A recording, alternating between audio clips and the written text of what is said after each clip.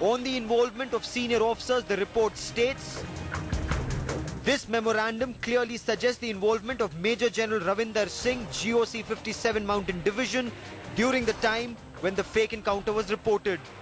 The memorandum also draws attention to the assertions made by Brigadier Rao about the desire of Lieutenant General Rajendra Singh, the then Corps Commander, to get more kills, and that he was not interested in apprehensions.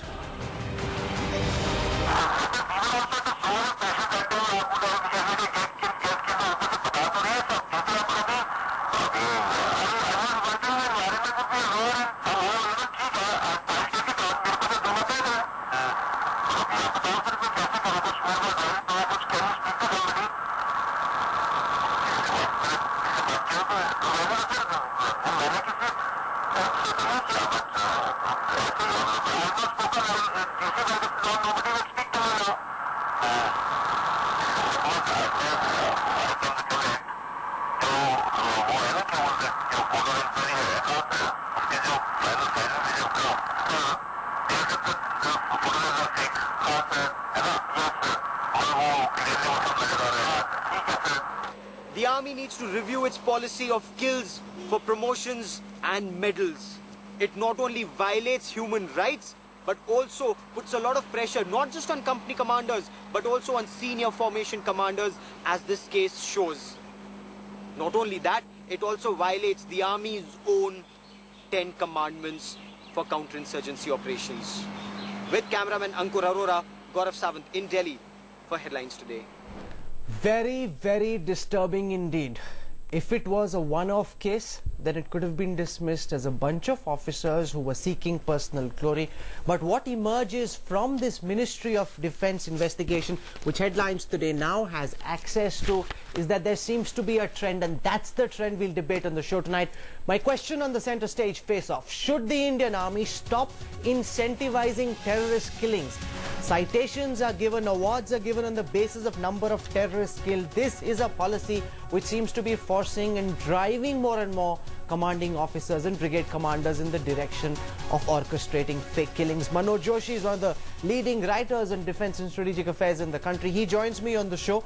We've also got Suhas Chakma. He's a director at the Asian Centre for Human Rights. He looks at violations of human rights in the northeast very closely. General Sheru Thaplayal is with us. He's commanded the army in the north, looks very carefully at the way the army command control is organized.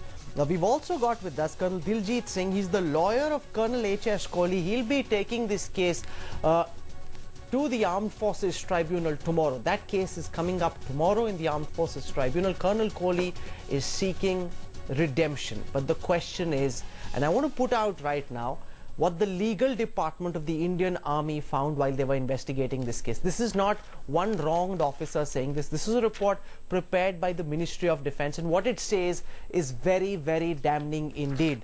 It has emerged from the trial that the practice of achieving kills to project the performance of units deployed in operations against militants existed. There was an overwhelming impression in the entire core zone that nothing else mattered but the kills only. The unit and the formation commander were overbearing. They threw all norms of propriety and civility by accepting and encouraging their subordinates to fabricate false reports of militants killed. This is straight, and I'm quoting verbatim from the report put together by the Ministry of Defence. General Thaplayal, I want to understand from you, these are not accusations any longer. This is the Ministry of Defence's own report, which says that there is a practice in the army of achieving kills, and that's how unit performance is measured. This, sir, seems to be encouraging fake killings. It's very alarming. Yes, I agree with you that if at all there is such a policy direction, but I don't think there is a direction like this has ever been given or can be given.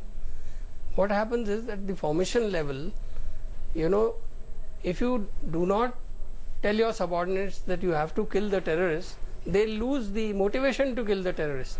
But it cannot be done in cold blood. So you have to make a distinction between killing the terrorists in in this case